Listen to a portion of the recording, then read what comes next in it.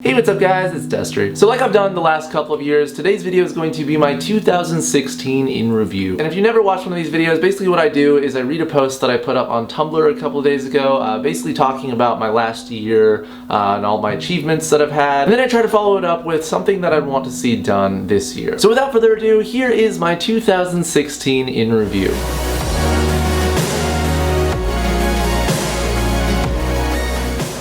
The year of 2016 shall in many people's memories be a year of complete and total shit. A year that saw the rise and fall of many great things, from Donald Trump to Harambe memes and everything in between. 2016 was a year of transition. And so too was it for me a year of transition. A year where I said goodbye to a great many things, yet at the same time ushering in a new chapter in the book of Destery, which is not a real book because if it was, it would be full of poop jokes and terrible humor. So much like the years before me, in addition to listing my accomplishments throughout this year, I'll follow it up with what I'd like to see achieved in 2017, and hopefully at the end of it, I can look back and say, man, this year didn't suck. That's amazing. How new? Number 1, YouTube. 2016 was one of the most eye-opening and easily the most financially lucrative years on YouTube I've ever had. This year alone, I gained almost 250,000 subscribers, almost doubling what I gained last year, and finally hitting that magical 1 million subscriber mark that people have been long anticipating. And while numbers don't truly mean that much to me, I'd be lying to say if I wasn't extremely proud of how far I'd come. That said, this year also was a huge year of transition on YouTube for me. I ceased making What the Fuck News on Shane's channel and started up What the Fuck 5, a show that was definitely out of my comfort zone when I started it, but I'm glad I took the risk as it's taught me a lot about myself in the process of the show's growth, now reaching almost 1 million people per video. What the Fuck News was moved to my Capndesdes channel, which quickly became the #1 most viewed show on my channel. In addition, I stopped doing the recap vlogs and brought back the Destery Watch vlogs, which I believe feels a lot more personal and allows me to have sort of a conversation with people rather than just talking about my life that really isn't all that interesting anyways. I stopped doing the monthly favorite videos, I stopped doing the real ass talk videos, I stopped streaming on Twitch, I closed down my Minecraft server, and I haven't posted a Q&A in over a year, but regardless, true fans and viewers have stuck by my side, eager for whatever random shit I dish out next. In this next year, I hope to continue posting my What the Fuck News videos, Destery Watch vlogs, random skits, as well as bring back the Capndesdes Q&A videos as I greatly enjoyed doing them. Number 2, expanding. With all the phasing out of older video series, many people began wondering, what the hell is Destery doing in his spare time anyways? And while YouTube has always been a main passion and income source for me, 2016 proved to be the first year where I tried to expand my reach in more than just the digital world. So in order to cut back even more on the amount of time that I spend per week doing YouTube, I hired 2 editors this last year who have been a tremendous help to me in allowing myself more time to focus on pressing concerns than spending 5 fucking hours editing a video. And with the free time that I've gained from the help of my editors, I was able to focus on something that I've always wanted to do, make a board game. And though the game is still very much in its alpha phase, I've recently also hired 2 artists who are already taking the game from just an idea into a magnificent work of art that has inspired me even more to have it released. I can't wait for you guys to play it and remark on just how fucking nerdy I am that one of my dreams in life was to make a board game. Number 3, stepping out of my hobbit hole. So one of my resolutions last year was to travel, to see more than just the worlds and places I see on TV, and to actually venture into the scary unknown abyss known as outside. Well, this year I'm happy to report that I traveled a metric fuck ton, starting with going to Tennessee last January, then Las Vegas in March, then exploring cool new places here in Portland, visiting my mom and Nathan in Idaho twice in a long and terrible car ride, then to the land which I promised I would never return to in Orlando, Florida, then to a weekend in Seattle, and then again to Tennessee at the end of the year. This year was by far the most I've ever traveled, and I'm extremely proud that I was able to leave my comfort zone, which is really just my apartment filled with cats and video games, to embark on a quest to see more of the world. Number 4, body image. So fun fact, I've never actually really thought very highly of myself. Even if I have all these accomplishments and useless to mediocre talents like making transformer sounds with my mouth, I still have a hard time with my own self-worth and image. So this last year I vowed to test myself, to push myself harder than I ever have before, both mentally and physically. And though I still look like a sack of uncooked chicken, my increased desire to work out, eat healthy, and ice skate rigorously has only been briefly halted this year by my own doubts and the evil addicting nature of Taco Bell. I know that this year I can prove to myself even more that I am a warrior and I will not give in to doubt or $2 chicken burritos. So those were my accomplishments that I felt were worth noting this year, and as I venture forth into this next year, I have but one resolution. Stop being lazy. The largest hurdle between me and greatness is the limitations expectations I set in my own mind and the inability to act on opportunity simply because it requires work. Nothing is simply achieved. Everything requires work, and my goal this year is to be someone who constantly strives to work their hardest. Not only for my fans and people who look up to me, but to myself as well. When you're sad and feeling helpless, many times it's hard to dig yourself out of the hole you've made. But inaction is a greater crime than trying and failing. Inaction leads to settling. Settling leads to regret, and regret leads to a mundane life. And if there's one thing I know, I will never settle for the mundane, because the weird, the strange, the people who try something they've never done or attempt something that frightens them,